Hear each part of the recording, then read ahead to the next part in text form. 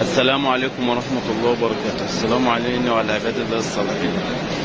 أنا عايز أقول لكل قعدة عرفية، الرسول صلى الله عليه وسلم كان بيجمع الصحابة وياخد بالمشورة. فالنهاردة لكل قعدة عرفية بيبقى مثلا أو يكون 10 أو 6 أو 8. الرسول كان بياخد برأي الأغلبية، يعني ابرغ برأي الأغلبية، يعني أو يكون هم 10 صحابيين و6 قالوا أيضا رأي، فبياخد برأي ال6 ما بياخدش برأي ال4. تمام. فاحنا ما شاء الله عندنا قاعدة عرفية كتير في كل أنحاء العالم، خاصة في دمياط.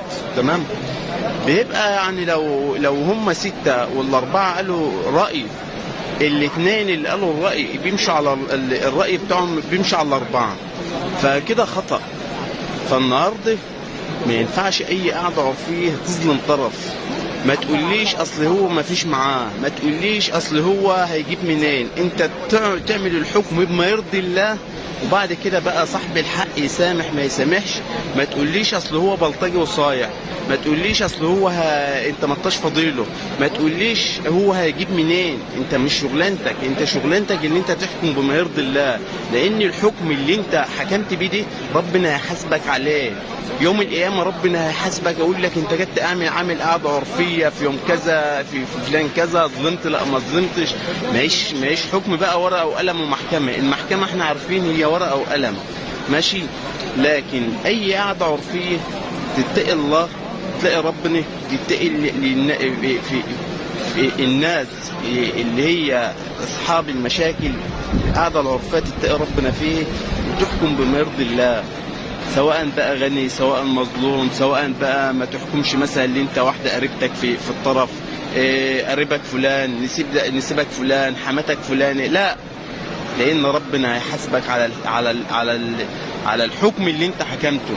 وعامه الحمد لله انا ما بوجهش، يعني بنصح النصيحه لوجه الله، لكن أنا ما بوجهش رسالة بالنسبة لشخص بعينه. لكن أنا 124,000 اللي أنا ظلمت فيهم والله ما نسامح فيهم، وربنا عوض عليا كتير كتير كتير جديد كتير قوي. ربنا يعوض عليا بخير يا رب، ويخلف عليا بالحلال وكل حاجة، ويخلف عليهم بالخراب. ربنا يعوض عليا ويخلف عليهم بالخراب، وربنا ينتقم منهم، لأنني دافع 124,000 دافع 124,000. وممكن سببها القعدة العرفية. القعدة العرفية سببها خربت ناس كتير، ظلمت ناس كتير جدا جدا.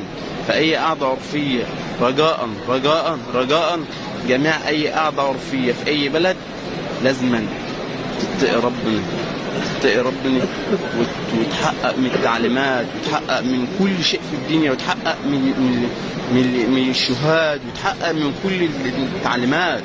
ما هوش حكم كده وخلاص. الحكم اللي انت حكمته ده ربنا هيحاسبك عليه، ماشي. فربنا عوض عليه خير ان شاء الله. بس ممكن واحد مش قادر يدفع، يبقى انت هتظلمه. واحد الظلم ومعاه يدفع، يبقى انت